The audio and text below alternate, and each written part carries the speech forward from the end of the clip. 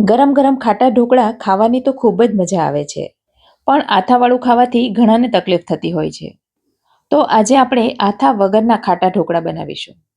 આથા વગરના આ ઢોકળા આથાવાળા ઢોકળા કરતાં જલ્દી બની જાય છે અને સ્વાદમાં એટલા જ ટેસ્ટી. ઘણા એના ઉપર કાચું તેલ નાખીને ખાતા હોય છે અને ઘણા વઘારેલા ઢોકળા પસંદ કરતા હોય છે. તો આજે આપણે વઘારેલા ઢોકળા પણ જોઈશું. મારી ચેનલ ફૂડ વિથ ફાલ્ગુનીને સબસ્ક્રાઇબ ન કરી હોય તો જલ્દીથી સબસ્ક્રાઇબ કરી દેજો. હવે સૌથી પહેલાં અહીં મેં લીધા છે 1 વાડકી ચોખા. કોઈ પણ એક વાડકી કે કપનું માપ સેટ કરી લેવાનું અને બધી વસ્તુઓ એ જ માપથી લેવાની. વળી અહીં મેં મસૂરી ચોખા લીધા છે, તમે કોઈ પણ ચોખા લઈ શકો છો. હવે એ જ વાડકીના માપથી અડધી વાડકી લીધી છે ચણાની દાળ. જેટલા ચોખા લીધા હોય એના કરતાં અડધી ચણાની દાળ લેવાની. અને ચણાની દાળ કરતાં અડધી એટલે કે પા વાડકી ભરીને લીધી છે અડદની દાળ. ઢોકળા મોટે ભાગે ચોખા અને ચણાની દાળથી બનતા હોય છે, પણ સાથે થોડી અડદની દાળ ઉમેરવાથી ઢોકળા થોડા સોફ્ટ અને અંદરથી મુલાયમ બને છે અને ઠંડા થયા પછી પણ એ સારા લાગે છે. તો આ ત્રણેય વસ્તુઓને એકસાથે જ લઈ લેવાની અને સરસ રીતે ધોઈ લેવાની. મારા ચોખા દિવેલવાળા છે તો મેં ધોવા માટે હુંફાળા પાણીનો ઉપયોગ કર્યો છે. વળી ધૂંધળું પાણી નીકળી જાય ત્યાં સુધી 2-3 વખત પાણી બદલીને ધોઈ લેવાનું. હવે દાળ ચોખા સરસ રીતે ધોવાઈ ગયા છે અને હવે એને પલાળવાના છે. પલાળવા માટે અહીં મેં સાધારણ ગરમ પાણીનો ઉપયોગ કર્યો છે. આંગળી સહન કરી શકે એટલું ગરમ પાણી લેવાનું. એનાથી દાળ ચોખા સરસ રીતે અને જલ્દી પલળી જશે.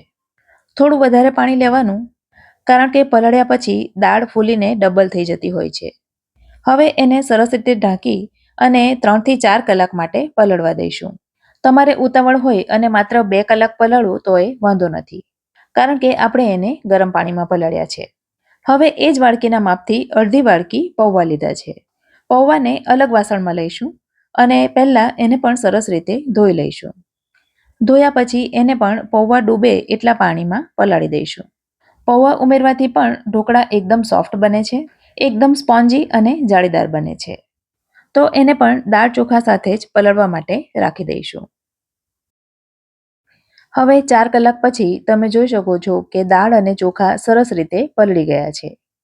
તો હવે પહેલાં તો એમાંનું બધું પાણી નિતારી લેવાનું અને કોરા દાળ ચોખાને એક મિક્સરના જારમાં લઈ લેવાના. મારું મિક્સરનું જાર મોટું છે તો બધા દાળ ચોખા એક જ વખતમાં આવી જશે. જો મિક્સરનું જાર નાનું હોય તો થોડા થોડા કરીને 2-3 વખત પીસી લેવાના. હવે જે પૌવા પલાળીને રાખ્યા છે એ પણ અંદર લઈ લઈશું. હવે જે વાડકીના માપથી દાળ ચોખા લીધા હતા એ જ વાડકીના માપથી પોણી વાડકી ભરીને ખાટું દહીં લીધું છે. જો તમારે આથો લાવીને ઢોકળા બનાવવા હોય તો આના કરતાં અડધું દહીં લેવાનું અને ઓછું ખાટું હોય એવું દહીં લેવાનું. હવે આ બધી વસ્તુઓને સરસ રીતે પીસી લઈશું. એકદમ પેસ્ટ નહીં બનાવવાની, સાધારણ એવું કરકરું રાખવાનું. વળી મેં પીસતી વખતે પાણીનો ઉપયોગ નથી કર્યો, પણ તમારે પાણી ઉમેરવું હોય તો અડધા કપ જેટલું ઉમેરી શકાય. હવે આ બેટરને એક વાસણમાં લઈ લઈશું. મિક્સરમાં જે બેટર ચોંટ્યું છે એમાં પણ થોડું પાણી ઉમેરી એને પણ સાથે લઈ લીધું છે. હવે બધું બરાબર મિક્સ કરી દેવાનું અને જો તમારે આથો લાવવો હોય તો આ બેટરને ઢાંકી 4 થી 5 કલાક માટે જ્યાં ગરમી હોય એવી જગ્યા પર મૂકી દેવાનું. શિયાળો હોય તો તમે એને તડકામાં પણ મૂકી શકો, એટલે એમાં સરસ આથો આવી જશે.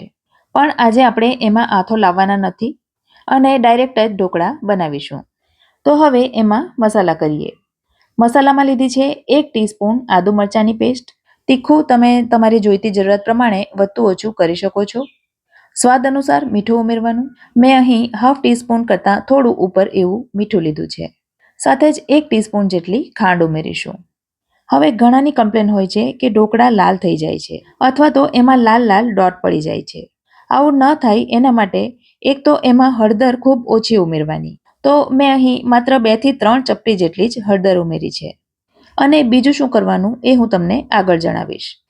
હવે એમાં 3 ટીસ્પૂન જેટલું તેલ ઉમેરીશું. તેલ ઉમેરવાથી ઢોકળા ગળે ડૂચો વળે એવા નહીં બનશે.